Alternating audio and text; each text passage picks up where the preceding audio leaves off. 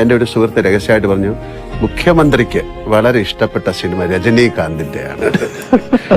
അതും action cinema. Action പടങ്ങൾ പൊതുവിൽ ഞാൻ ആക്ഷൻ പടങ്ങൾ ഇഷ്ടപ്പെടുന്ന ഒരാളാണ്. അത് ഏതെങ്കിലും ഒരു സിനിമ സീൻ അത് അങ്ങ് യഥാർത്ഥ ജീവിതത്തിൽ പ്രയോഗിക്കാൻ ശ്രമിച്ചിട്ടുണ്ടോ, സാധിച്ചിട്ടുണ്ടോ? അല്ല, അങ്ങനെ ഞാൻ ചോദിക്കാറില്ല.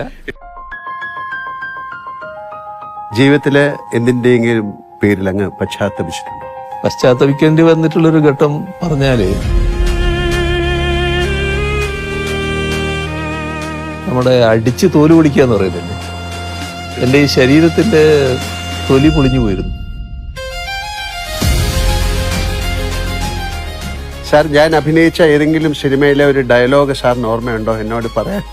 അത് എന്തല്ല ദിനേശനും ദാസനും ഒക്കെ